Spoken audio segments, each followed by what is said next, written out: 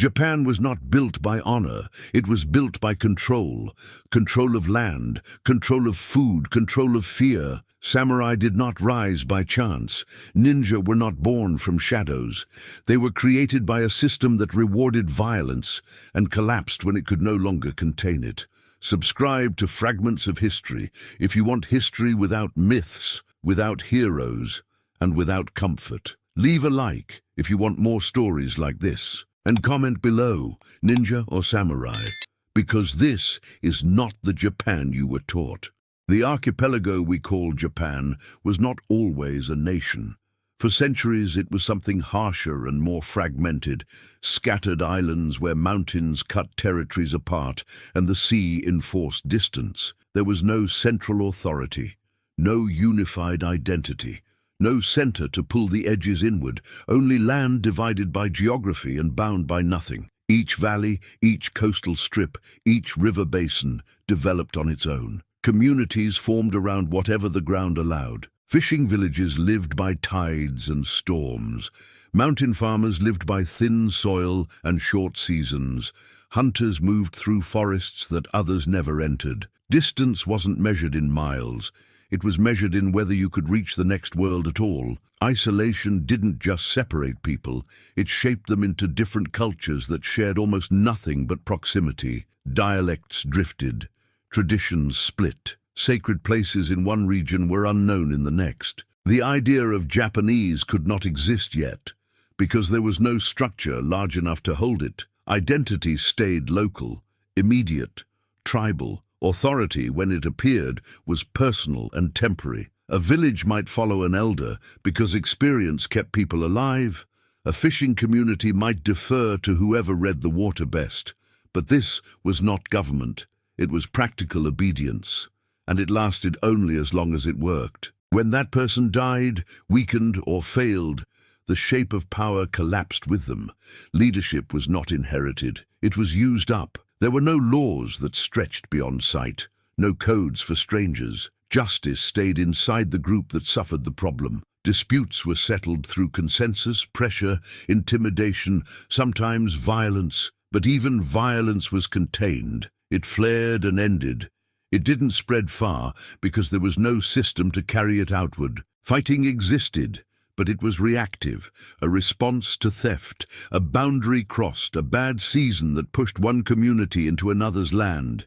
There were no warrior classes, no professional soldiers, no identity built around battle.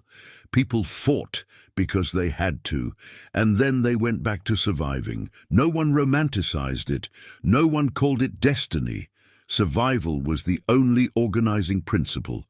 Communities were self-sufficient because dependence was dangerous. They grew their own food, made their own tools, repaired their own shelters, buried their own dead. Trade happened, but it was cautious and limited. Outsiders could bring salt or stone.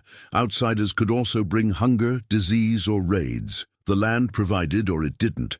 Help from beyond the horizon was never something you could count on. This fragmentation made the archipelago weak in some ways and resistant in others. There was no capital to capture because there was no capital. An invader could take one valley and discover the next, had never even heard the name of the enemy.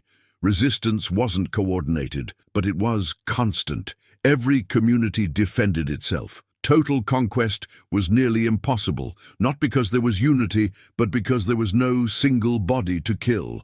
Then populations grew, pressure tightened, and the gaps between communities began to close. Fertile land became contested, water sources became lines worth bleeding for. What had once been occasional friction became repeat violence, familiar violence. Rivalries didn't disappear with a season. They returned again and again until they started to feel permanent. The land that had kept people apart began forcing them together. Buffer zones shrank. Paths between valleys turned from unknown routes into strategic corridors. Communities that had never interacted suddenly competed for the same ground. And without any higher authority to mediate, strength became the only language that could be understood quickly. Some groups adapted faster than others. Leaders who could organize people, organize fear, gained an advantage. Communities that fought well expanded. Those that didn't were absorbed, driven off or erased. This wasn't ideology, it was mechanics. The archipelago was becoming a testing ground, and the tests were written in scarcity. The mountains that had protected villages now trapped them. Rivers that had sustained life became borders. Forests that once hid families became terrain for ambush and pursuit. Geography had shaped isolation.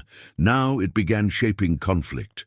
Weapons appeared more often, at first as tools, hunting blades, sharpened poles, then as something else, instruments carried not for animals but for neighbors. A blade meant different things when the people across the water carried one too. Defense became preparation. Preparation became expectation. Expectation hardened into habit. Communities that had once ignored each other began watching constantly. Scouts tracked movement. Alliances formed out of proximity and threat. Trust became tactical. Cooperation became temporary. Survival demanded more than independence now. It demanded control. But control needed something stronger than raw violence. Random brutality was costly. Constant conflict drained food, manpower, and stability. Communities that fought without structure burned themselves out. The groups that lasted were the ones that learned to shape violence, to direct it, justify it, and make it sustainable. And that meant a different kind of power was forming, not just the power to kill, but the power to rule. Japan before Japan was changing. The islands were connecting, not through shared culture or peace, but through pressure, through competition, through conquest. The old world of disconnected villages was dying. Leaders who recognized it survived. Those who clung to autonomy were swallowed. The archipelago was consolidating, one collision at a time. And as it did, certain resources became more valuable than any weapon. Land mattered. But land meant nothing without productivity. Territory meant nothing without food.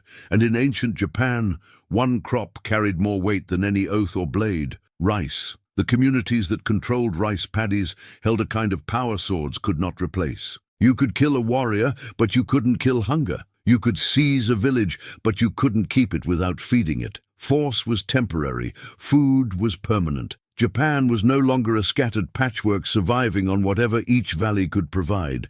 It was becoming a network of competing powers where resources decided everything, and the resource that mattered most wasn't hidden in forests or mined from mountains. It was grown in flooded fields, harvested by hand, and stored behind wooden walls, granaries that carried more authority than any spear. The system that would create samurai was already taking shape. But it wasn't beginning with honor.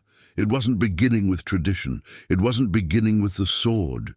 It was beginning with the one thing no one could live without, and the people who learned to control it would soon learn to control everyone else.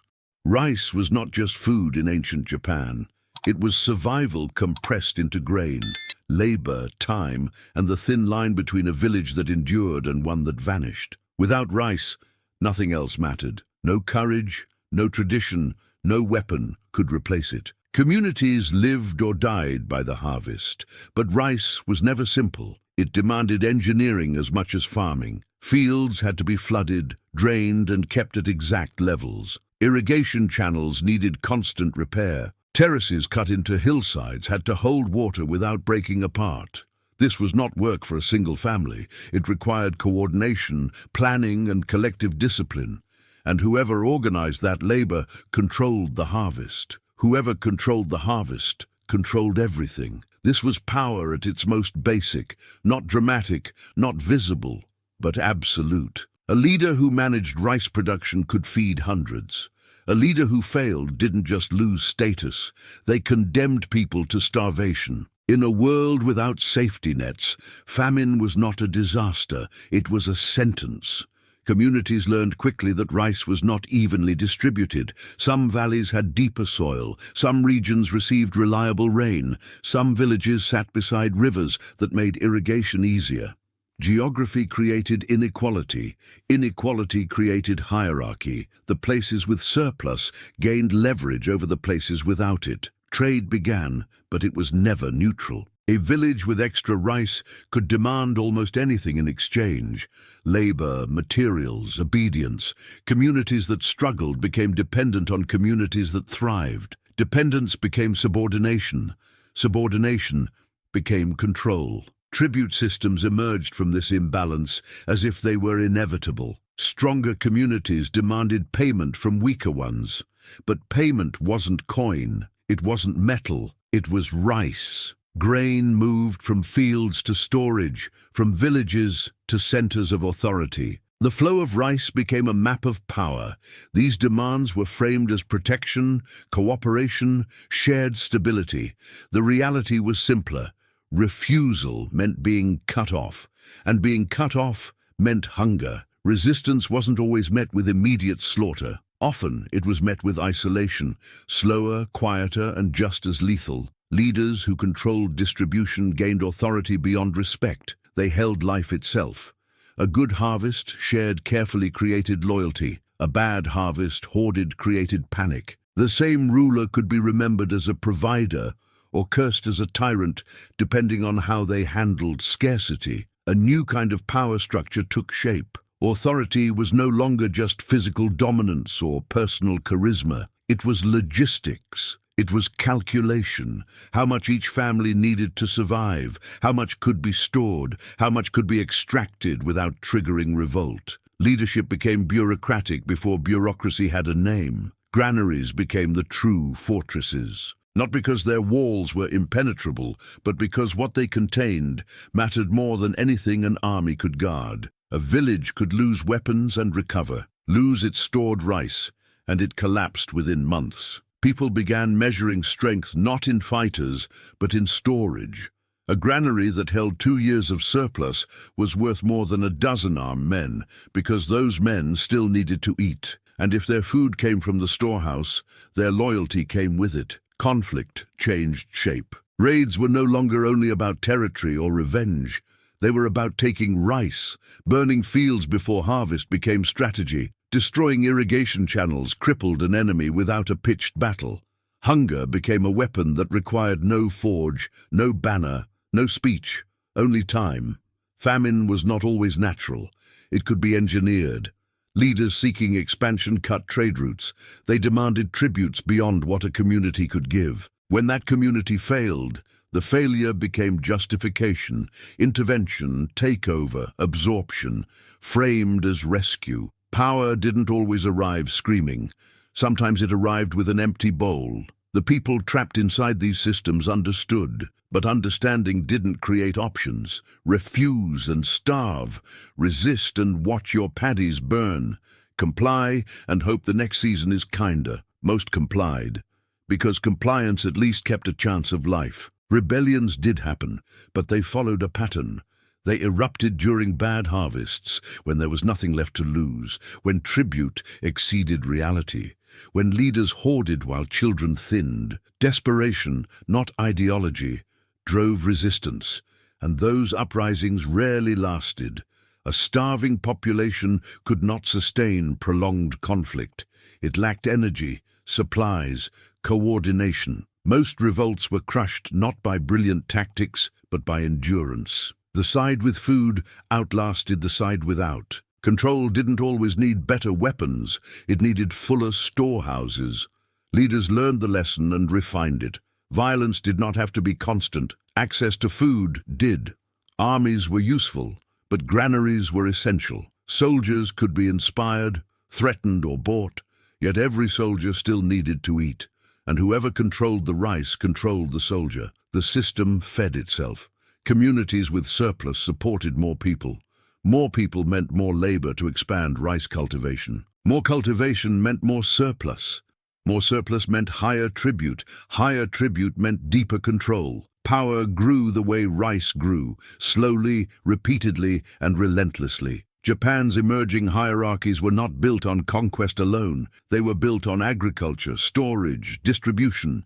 The clans that would dominate centuries were not only the ones with strong fighters, they were the ones with productive land and the discipline to extract from it. Rice measured wealth, status, potential. Holdings were calculated in koku. the amount needed to feed one person for a year. Land value wasn't its size, but its yield. A small valley that produced abundant rice outweighed vast barren mountain slopes, and this economic foundation created a new kind of class. Not farmers, not laborers carving terraces with their hands, but administrators, tax collectors and enforcers, people whose purpose was ensuring the rice moved upward without interruption. They were not yet samurai. They carried no swords, claimed no honor, fought no formal battles, but they were building the structure that would eventually demand samurai, because as control centralized and tribute hardened into obligation, the system required enforcement, and enforcement required violence. Not the chaotic, reactive violence of isolated villages defending themselves, but organized, professional, continuous violence, violence deployed on command, serving the system instead of the individual. The communities that thrived were learning something dangerous. Power didn't come from bravery or tradition. It came from control over what people could not live without. Authority worked best when it was structural, not personal. The greatest weapon wasn't the one that killed. It was the one that decided who ate. Rice had turned scattered tribes into a network of dependency. It had built hierarchies without open war. It had concentrated power without ideology. And now that power needed legitimacy, because a system built on hunger and storage cannot survive on logistics alone. It needs something deeper, something people fear even when they're full. And the system built on rice was about to collide with the system built on spirits. Before Japan had laws, it had spirits. Before it had courts, it had shrines. Before it had codes of conduct, it had fear of the unseen. This wasn't religion as doctrine or theology. It was religion as structure, an invisible framework that kept a fragmented society from dissolving into constant chaos. The belief system that would become Shinto didn't begin with temples or priesthoods. It began with observation. Rivers flooded and erased villages. Mountains erupted and buried communities. Storms arrived without warning and left bodies behind. Nature was not neutral. It was active, violent, and beyond human control. People needed a reason. Random catastrophe was too terrifying to accept. So they built an explanation where nature was not random at all. It was inhabited. Every river held a presence. Every mountain contained a will. Every forest carried forces that could help or harm. These were the kami, and they were everywhere. The kami were not distant gods. They were immediate and local. The spirit of your village's water source mattered more than any abstract deity. You didn't honor it out of devotion. You respected it out of necessity. Because if you angered it, your crops failed. Your children drowned. Your community suffered. That fear created a moral system without written law. Actions weren't judged by human courts, but by spiritual consequence. Pollute a river and punishment would follow. Cut down a sacred tree and misfortune would come. Enforcement wasn't legal. It was supernatural. Communities internalized these beliefs because there was no other framework that explained why disaster struck certain people at certain times. Disease, accident, drought, everything could be traced back to offense. That made behavior self-regulating. You didn't need guards at a shrine. The fear of what could not be seen was enough. Leaders understood the advantage immediately. If the kami legitimized authority, then authority became difficult to challenge. A village elder wasn't just experienced or strong. They were connected, approved by forces beyond human understanding. To question them was to question the natural order itself. Ritual became the language of legitimacy. A leader who performed ceremonies correctly demonstrated alignment with the unseen. They could bless harvests, consecrate land, purify misfortune, intercede on behalf of the community. This wasn't theater to the people living inside it.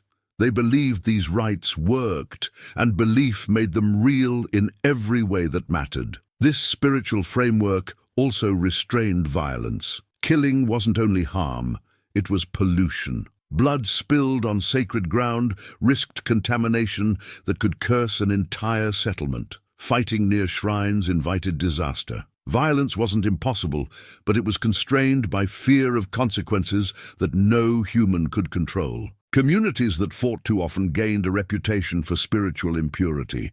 Other villages avoided them, not from moral superiority, but from self-preservation. Pollution was thought to spread. That created a social cost to constant warfare that no law could enforce. Disputes were often resolved through ritual rather than combat. Oaths were sworn before shrines, making them spiritually binding. To break an oath was to invite wrath that felt worse than any human punishment. The system worked because everyone accepted the same invisible threat. Honor in this world had nothing to do with battle or glory. It meant harmony. It meant fulfilling your role without disrupting balance. A farmer who endured and worked was honorable. A fisher who shared their catch was honorable. Honor was collective, not personal. The individual mattered less than the group because spiritual favor was thought to protect everyone or punish everyone. If one person angered the kami, the whole community suffered. That belief created pressure more intense than law. Conformity wasn't demanded by written codes, but by shared fear of collective consequence. Seasonal rituals, planting rites, harvest festivals, purification ceremonies weren't optional celebrations. They were obligations that maintained the contract between people and nature. Missing them wasn't negligence, it was danger. This system also explained inequality. If one village prospered while another struggled, it wasn't chance, it was favor. The prosperous must be doing something right. The struggling must have offended something unseen. That story justified existing hierarchies without complex arguments.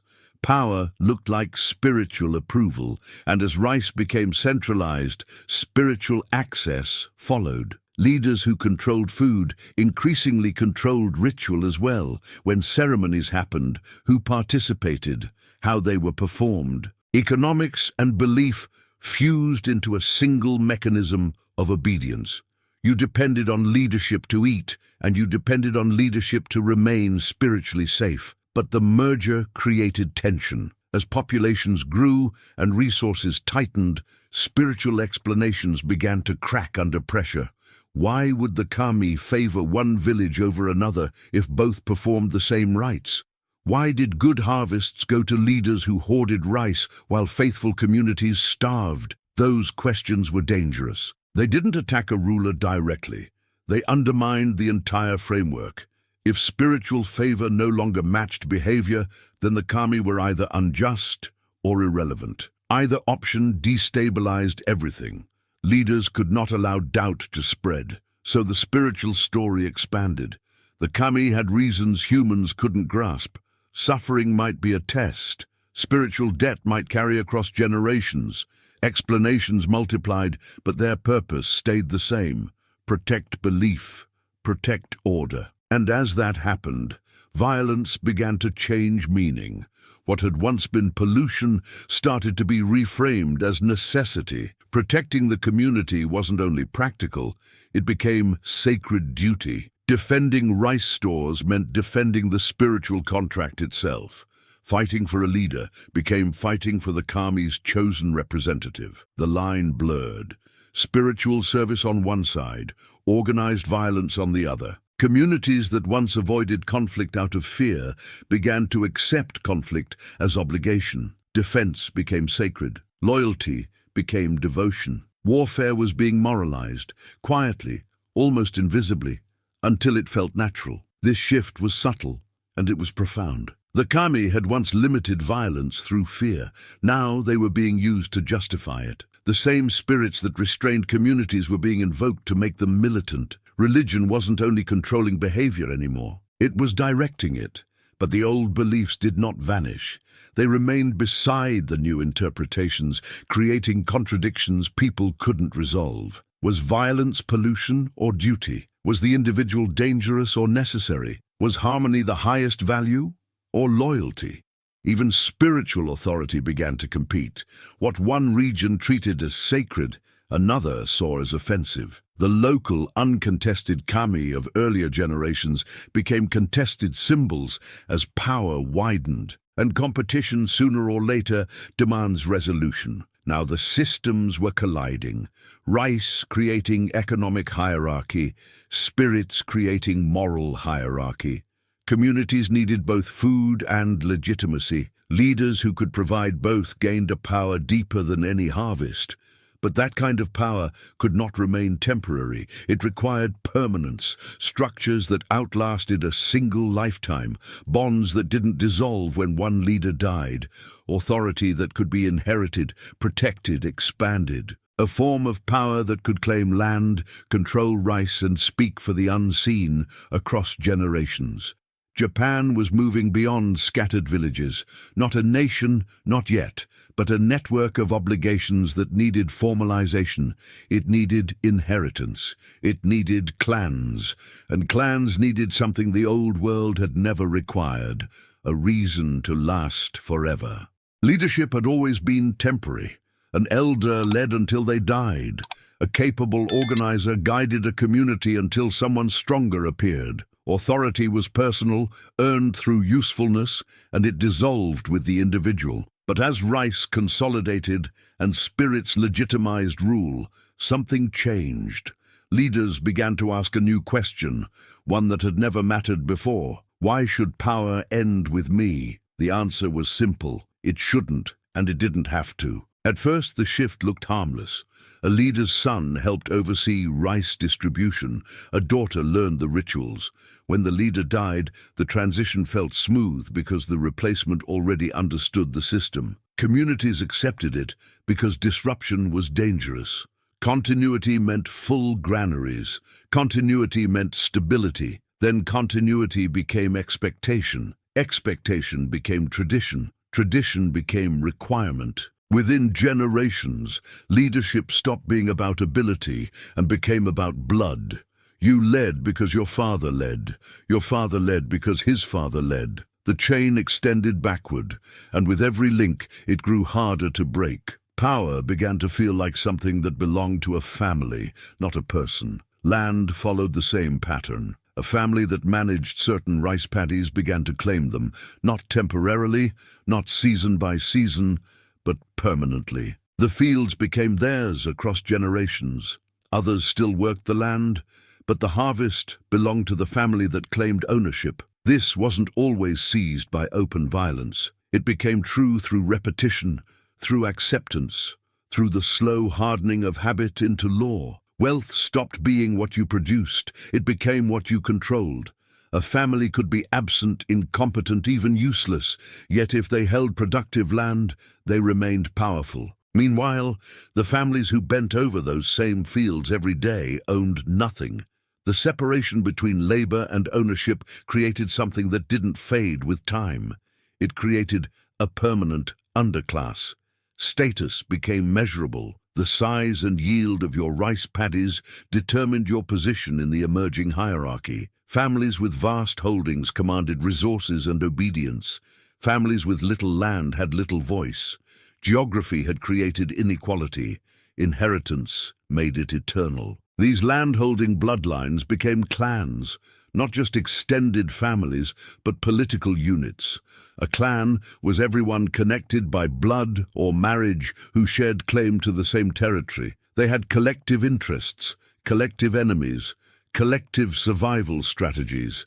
The clan became more important than the individual inside it, and clans needed to expand. Direct conquest was costly and uncertain, so they turned to a method that looked peaceful, but worked like a blade: marriage. A strategic marriage could merge land and resources. It could form alliances against a stronger threat. It could absorb a weaker clan without a battle, because a name and a bloodline could be taken as cleanly as a field. Marriages weren't about love. They were contracts. A daughter was married to secure access to a river. A son was married to block a rival's expansion. Every union was calculated in land, water, and position. Women became currency in a system they did not design and could not escape. As alliances grew, obligation became a web. If Clan A married into Clan B, support was expected. But if Clan B was tied to Clan C and Clan C was bound against Clan D, Loyalty pulled in opposing directions. Every clan became trapped inside overlapping promises, promises that could turn into betrayal with a single shift in scarcity or threat. To justify this new permanence, tradition was weaponized. Clans built origin stories that traced their lineage to the kami themselves. They claimed ancestors chosen by spirits, authority granted by forces beyond human challenge. These stories didn't need to be true. They needed to be believed. Belief turned inheritance into inevitability. Rituals grew more elaborate and more exclusive. Only certain families could perform certain ceremonies. Only specific bloodlines could approach certain shrines. Religion, once a shared framework that held communities together, began to draw lines through them. Spiritual authority was inherited the same way land was inherited, and alongside shrines and granaries, another symbol hardened into law: weapons. A sword wasn't only a tool for fighting, it became a marker of status, an object that announced who had the right to command. Not everyone could carry one, not everyone was meant to. The blade became a visible boundary between those who owned and those who worked, passed from father to son alongside land and title. Some were named, honored, treated as sacred. Families built myths around them, blessed by a kami, touched by fate, bound to a lineage. The weapon became part of identity. To lose it wasn't just material loss, it was humiliation, social and spiritual. Clans marked themselves further with colors, symbols, crests. These identifiers appeared on clothing, banners, early armor. People became representatives of something larger than themselves. You were not only a person anymore, you were the clan, and everything you did reflected on it. That created pressure from within. Individual failure became clan failure. Personal dishonor became collective shame. Families monitored their members because one mistake could damage alliances built over generations. The clan's survival outweighed any single life inside it. Conflict followed. Clashes began as disputes over boundaries, water rights, tribute obligations, but unlike the random violence of earlier times, these conflicts didn't dissolve after a season. They persisted. A slight against your grandfather became an inheritance. Feuds became hereditary. Clans remembered. They kept grievances alive. Insults, broken agreements, encroached borders. That memory made peace fragile. Even when clans weren't actively fighting, they were preparing. Warfare stopped being an interruption of normal life. It was becoming normal life, and war itself changed shape. Early violence had been chaotic and personal. Clan warfare became organized. Leaders planned months ahead. They coordinated multiple families. They used scouts, supply lines, positioning. Violence became structured, predictable, repeatable, increasingly professional. But there was a problem. Clans still relied on farmers and laborers to fight. When war came, fields were abandoned. Irrigation failed. Harvests were lost. The wars fought to seize resources often destroyed those same resources. The system was beginning to strain under its own logic. So clans needed something new. They needed fighters who didn't have to plant rice. People who could train year-round. People who could be deployed immediately without collapsing agriculture. Not men who fought when necessary, but professionals whose entire purpose was organized violence. The economic foundation was already there. Surplus rice could feed people who produced nothing. The spiritual justification was already there. Fighting for the clan could be framed as sacred duty. The social structure was already there. Inherited status created rulers, and the ruled. What was missing was the final piece. A class whose identity, status, and survival depended entirely on warfare. A class that would turn violence from a tool into a permanent institution. The samurai were not born from honor or tradition. They were not created by philosophy or awakening. They emerged because the clan system needed them, because rice could sustain them, because inherited conflict demanded them, because power had become something that had to be defended without interruption. The archipelago had moved from isolated villages to competing clans, from temporary leadership to permanent dynasties, from reactive violence to strategic warfare. The structure was in place, the resources existed, the justification was ready. All that remained was for someone to formalize what everyone already understood was inevitable. And once that happened, Japan would never return to what it had been. The samurai did not emerge from battlefields. They emerged from payrolls.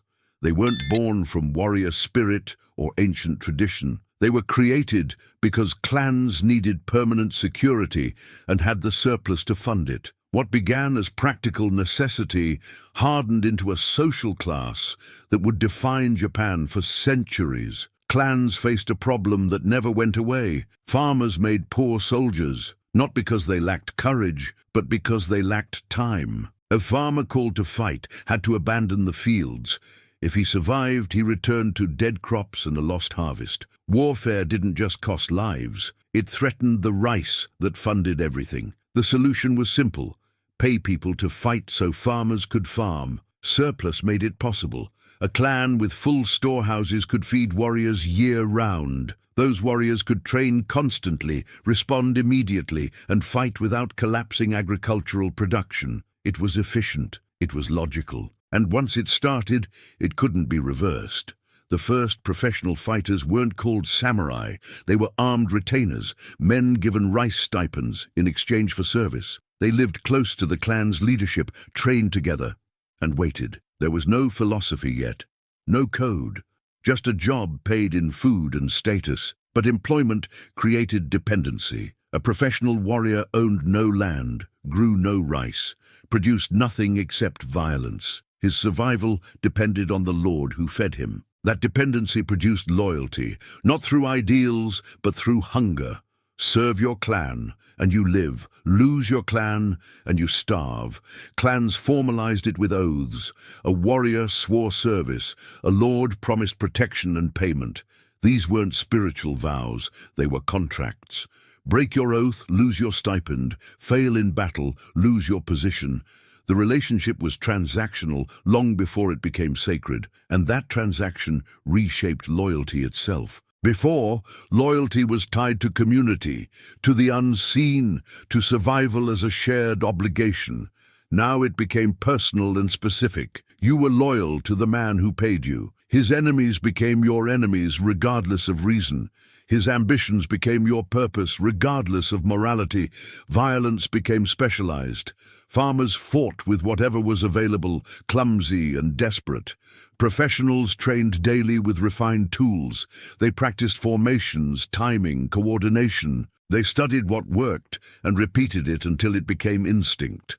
War shifted from chaotic brawling into calculated execution. Then the symbol appeared. The sword became the marker of this new class, not because it was always the best weapon, but because it carried meaning. Spears and bows could be more effective, but swords were expensive. They demanded skill. They served no agricultural purpose. Only someone who did not work the land could afford to master one. The blade separated you from those who fed you. It marked you as permanent. Clans began restricting who could carry swords. If everyone was armed, the symbol meant nothing. So sword-bearing became privilege, granted only to those in constant service. The logic tightened into a loop. You were samurai because you carried the sword, and you carried the sword because you were samurai. Honor was reshaped to fit. Where honor had once meant harmony, living in balance, protecting the community's spiritual safety, now it became obedience. A warrior who questioned orders wasn't principled. He was dishonorable. Honor no longer came from your relationship with the community or the kami. It came from submission to authority. This was taught, repeated, reinforced until it felt ancient. Boys grew into warriors, believing their purpose was service. Their identity belonged to their lord. Their worth was measured in loyalty. A recent invention settled into the mind like tradition. Codes of conduct appeared, growing more elaborate with every generation, but the functions stayed the same. Preserve hierarchy. Rituals around sword care trained discipline. Ceremonies between lord and retainer hardened the chain of command. Even when language sounded spiritual, the machinery beneath it was control. Warfare became an identity, not an event. These men didn't fight when necessary and then returned to normal life. Fighting was normal life. They trained in peace and deployed in war, but they were always warriors. It made them effective. It also made them dependent on conflict. Clans now held standing forces, permanent armies that existed even when there was no immediate threat. That changed everything. A clan with 100 retainers could project power year-round. It could raid, occupy, intimidate without waiting for a crisis. Violence stopped being seasonal. It became available on command. And that created an arms race. If a rival had 50 warriors, you needed 60. If they had 60, you needed 80. Each clan fed more fighters to avoid being crushed by the clans doing the same. Rice that could have expanded cultivation, protected villages, stabilized hunger, now went into maintaining men trained to kill. The system inverted. At first, warriors existed to protect rice production. Soon, rice production existed to support warriors. The military class meant to serve the economy became its center. Clans began measuring power not in land or yield, but in how many professional fighters they could sustain, and the samurai separated from everyone else.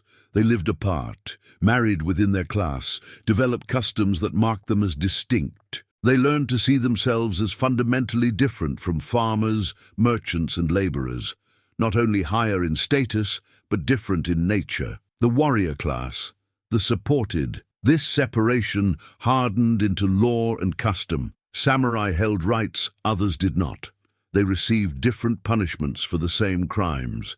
They could harm commoners who offended them and expect protection from consequence. The legal structure recognized them as a category apart. Then the class became hereditary. Children born into samurai families became samurai regardless of ability or desire. A farmer's son, no matter how skilled, could not cross the boundary. A samurai's son, no matter how weak, inherited the position. Merit was replaced by blood. Contradictions grew inside the system. Samurai spoke of excellence, but many were simply inheritors who had never seen battle. They preached loyalty while serving lords who were cruel, incompetent, or both. The gap between ideology and reality widened, but the structure did not allow it to be named. Meanwhile, conflict intensified. Professional armies meant war was no longer restrained by planting and harvest. Campaigns could begin at any time. Battles could stretch for years. The truces enforced by agricultural cycles began to disappear. Clans fought over territory, resources, insults, grievances, opportunity. The reasons mattered less than the mechanism. They had the capacity for constant war. So war became constant.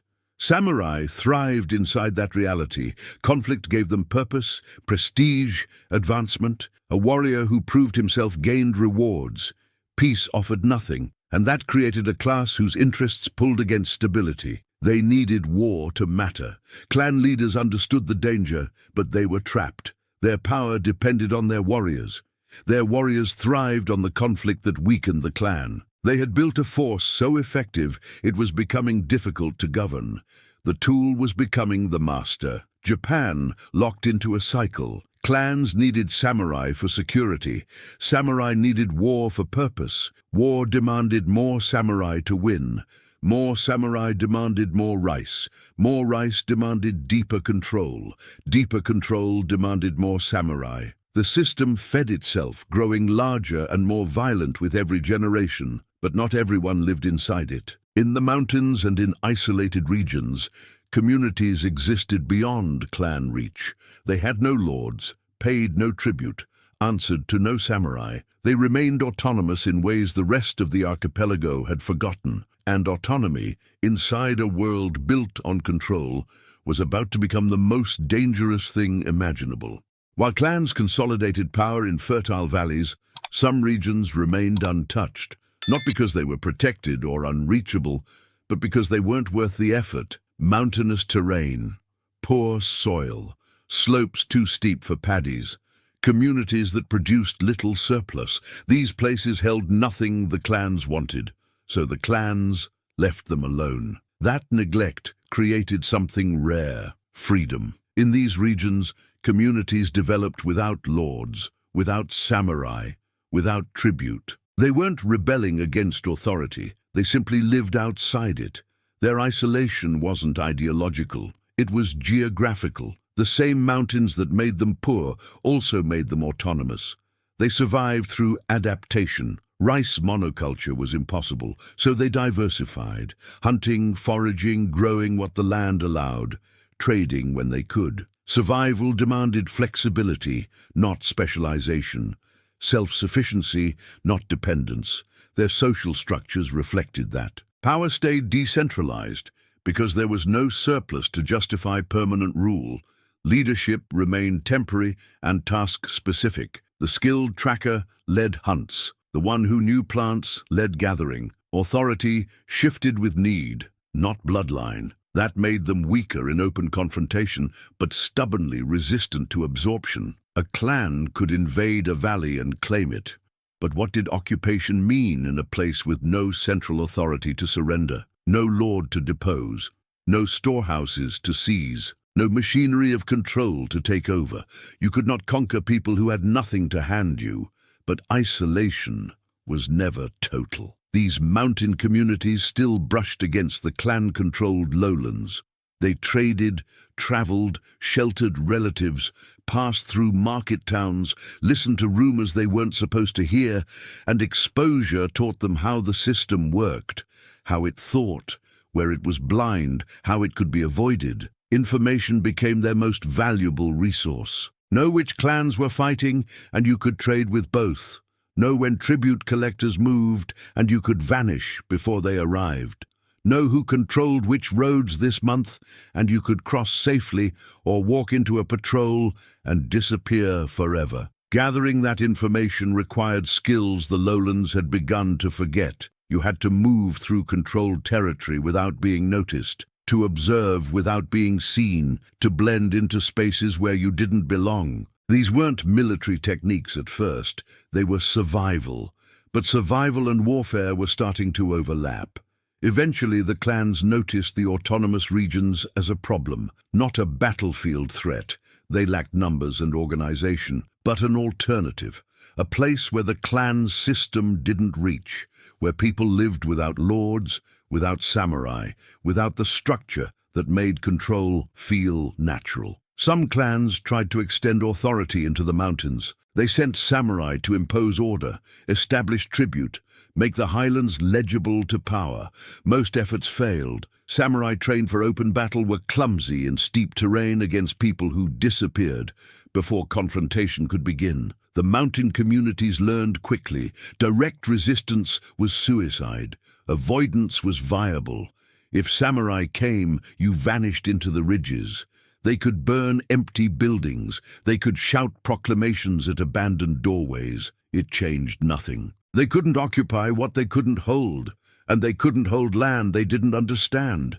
So a different kind of warfare emerged. Not armies facing armies, but presence versus absence. Clans asserted control through visibility.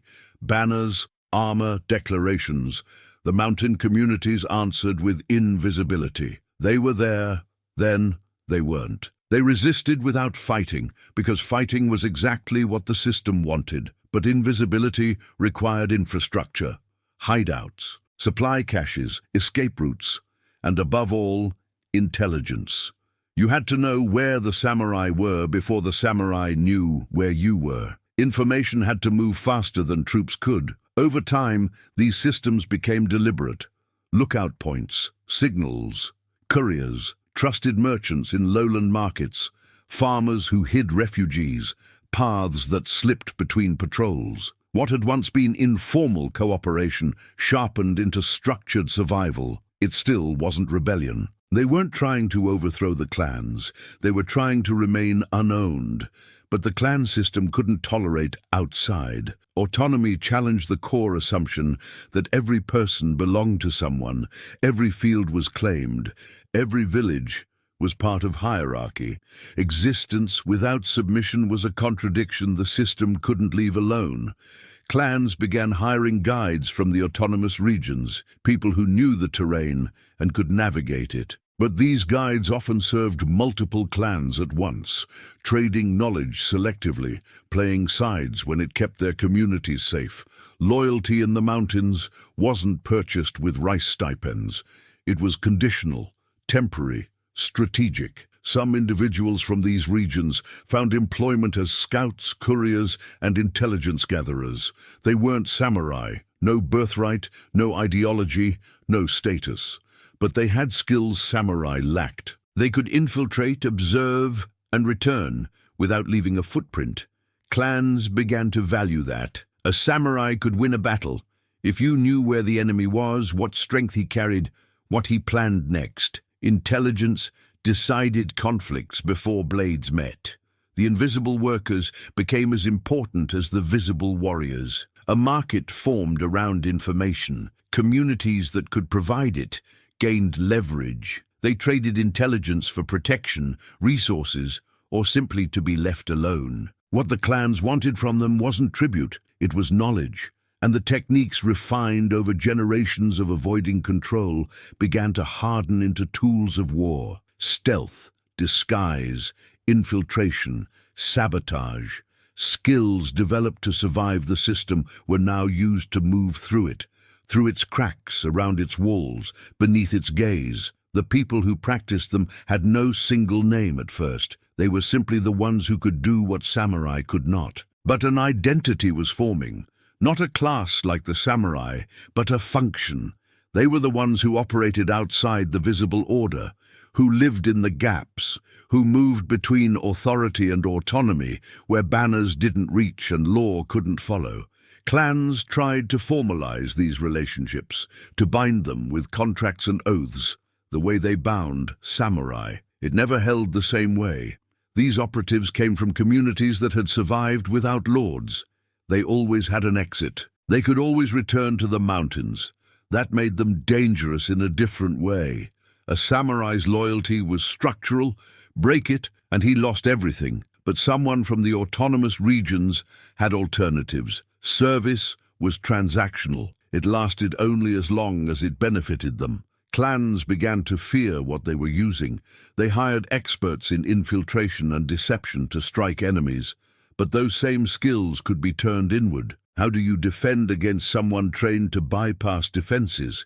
How do you trust someone whose expertise is betrayal? The relationship was unstable by nature. You didn't trust them. You used them, contained them, and when possible, eliminated them. But elimination was difficult when the target specialized in not being found. In different regions, these operatives were called different things. Over time, one word tightened around them: shinobi, ninja. The ones who endure, the ones who persevere through invisibility. Not warriors because they didn't fight openly, not servants because they could not be fully owned. They weren't created by philosophy or formal schools. They emerged from autonomous communities shaped by terrain and pressure, forced into survival methods the lowlands didn't need until it was too late. They became intelligence operatives because clans valued information more than loyalty. And even when they worked inside the system, they remained outside it. Japan now held two military worlds with opposite foundations. Samurai were visible, hierarchical, inherited, openly loyal. Ninja were invisible, decentralized, skill-based, conditionally loyal. Samurai embodied the clan system's authority. Ninja embodied what that authority could never fully control. And both were about to be consumed by the one thing they shared, whether they admitted it or not: endless war. War stopped being an event and became a condition. Clans no longer fought to resolve disputes. They fought because fighting was what clans did. Conflicts that began over territory or insult continued long after anyone remembered why they started. Peace was not the goal. Victory was not the end point. War was the system itself. Rivalries turned into inheritance. Your grandfather fought Clan Yamada, so you fought Clan Yamada. Your children would fight them too. The details didn't matter. Alliances formed and shattered, but the underlying state of conflict remained constant. Japan wasn't at war. Japan was war. Clans structured their entire existence around military capability. Every decision was filtered through the same question: does this strengthen us for the next fight? Expand rice production, only if it feeds more warriors. Develop trade, only if it buys advantage. Pursue peace, Never, because peace meant weakness, and weakness meant being swallowed. The economy bent around warfare until it depended on it. Blacksmiths lived on weapon orders. Farmers grew rice for armies. Merchants followed campaigns with supplies. Entire villages existed to feed military operations. When fighting paused, the work that sustained thousands had no purpose. Peace wasn't relief, it was unemployment. Samurai had no function outside conflict. Their training, status, and identity required war. A samurai in peacetime was a cost with nothing to justify it. They knew it. Their lords knew it. So conflicts were prolonged, invented, escalated, anything to keep the warrior class necessary. Young men were raised to die, not as metaphor, as expectation. By the time a boy was old enough to understand the world, he understood his purpose: fight for the clan until he was killed. Life expectancy was brutally short. Most never reached 30. This wasn't treated as tragedy. It was treated as the price of existence. Training began early. Boys learned weapons before they learned letters. They absorbed stories of glorious death and honorable sacrifice. They were taught that living too long meant you had hesitated, that dying in battle was the only clean ending. Generations internalized it until the system no longer needed to force it. It reproduced itself. Honor became the language that made waste acceptable. A samurai who died young was praised. One who survived was watched. Honor justified sending teenagers into slaughter. It made death sound sacred. In practice, honor meant one thing: willingness to die when ordered. Even families were drafted into the lie. Parents celebrated when sons died in battle, not because they wanted them dead, but because refusing to celebrate marked the family as disloyal. Grief had to be hidden. Pride had to be performed. The system demanded that death be treated as victory. Over time, people developed ways to survive the constant loss. Detachment hardened into habit. You didn't invest fully in relationships that would likely end in blood. Friendships stayed shallow. Marriages became functional. Love became dangerous because loss was inevitable. People endured by feeling less. Civilians were consumed by the system without being part of it. Armies marched through farmland and shattered crops. Battles were fought in villages and left bodies behind.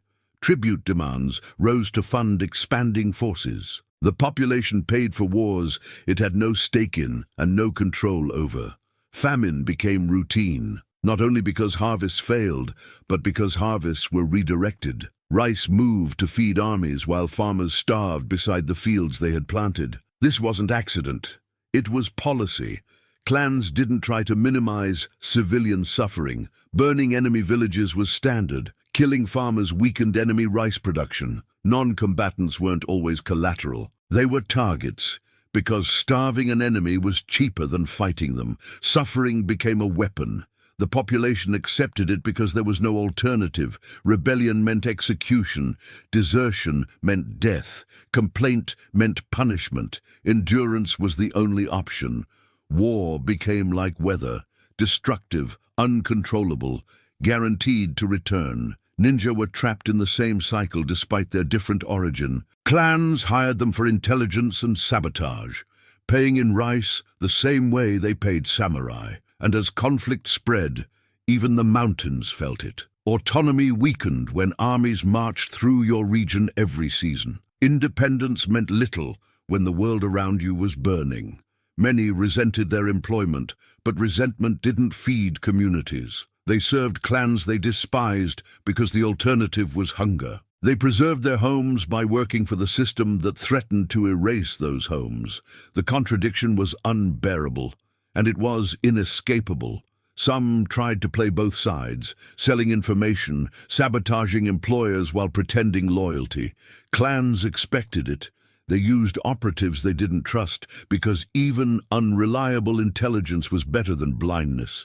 It was a relationship built on mutual distrust and mutual need. Both samurai and ninja understood they were trapped. Samurai knew they existed to die young, in conflicts that never ended. Ninja knew they were feeding a system designed to eliminate outside. But understanding didn't create options. The machine was too large, too entrenched, too basic to how society functioned. Attempts at peace failed because peace benefited almost no one. Samurai lost purpose. Lords lost status. The war economy collapsed. Villages that lived by supplying armies went empty. Peace didn't feel stable. It felt like collapse. Some clans tried to break the cycle through overwhelming victory. If they could conquer enough territory, eliminate enough rivals, establish dominance, maybe the fighting would stop. But each conquest created new borders to defend, new enemies to crush, new grudges to inherit. Victory didn't end war. It expanded it. The scale of violence grew. Early conflicts might involve dozens of fighters. Now battles drew thousands. Skirmishes became campaigns. Raids became occupations. Each side matched the other's commitment, and the arms race had no natural limit. Whole regions hollowed out, villages abandoned, fields swallowed by wilderness, roads and canals destroyed. Land that had supported thousands became empty. The system was unsustainable, but it had no mechanism to stop itself. So ideology evolved to carry what reality could not. Thinkers spoke of eternal struggle. Religious teachers framed suffering as meaningful. Children were instructed that sacrifice was their purpose. Every institution reinforced the same message. Endless war was natural, necessary, noble. But beneath that language, people knew. They knew the system consumed lives for nothing. They knew honor was a mask placed over waste. They knew, and they could not say it, and the knowing changed nothing. Japan had built a machine that ran on human lives.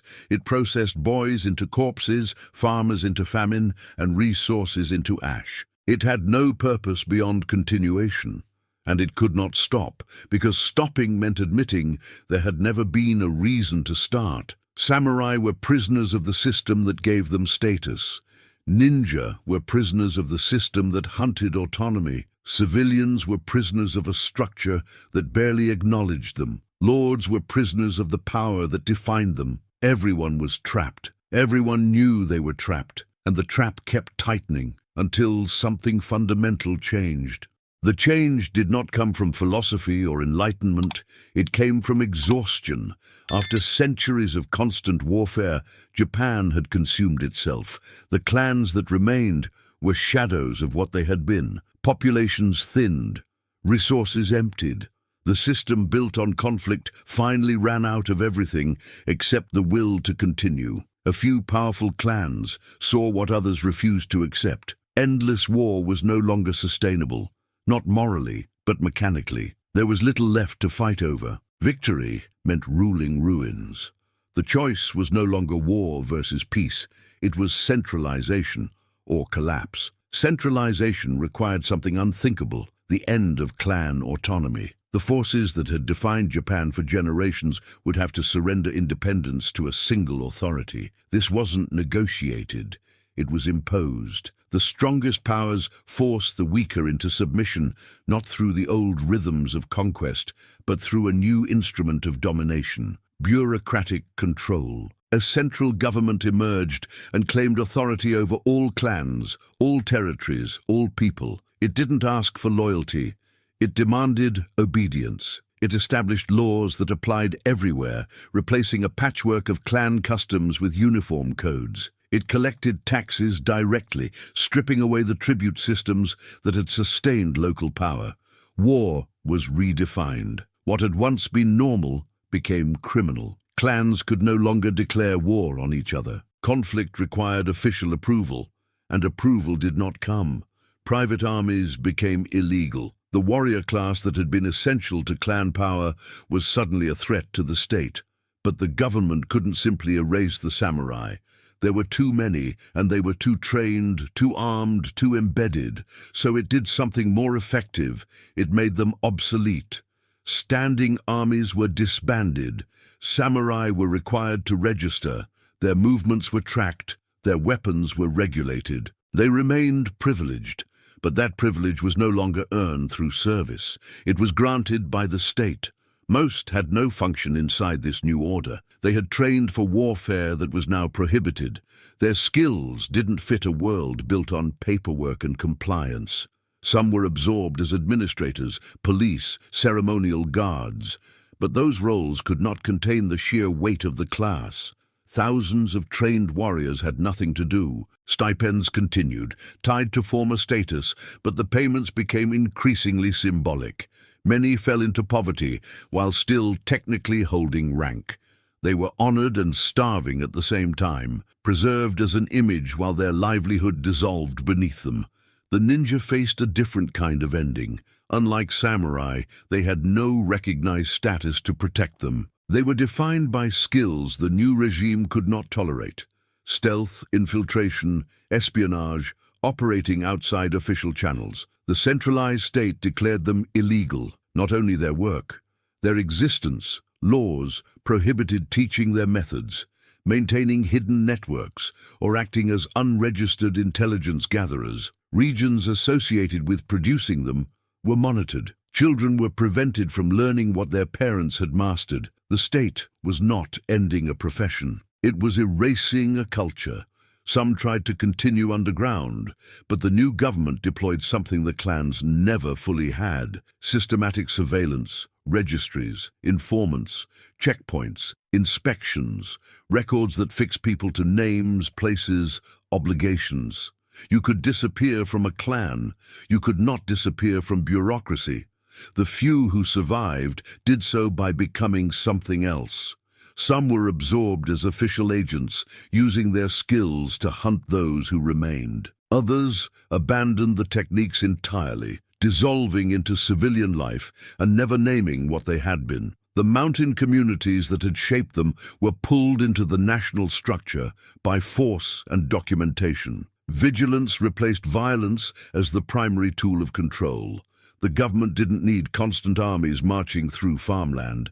It needed administrators, record keepers, inspectors, people whose authority came from what they could prove on paper. Power moved from the blade to the ledger.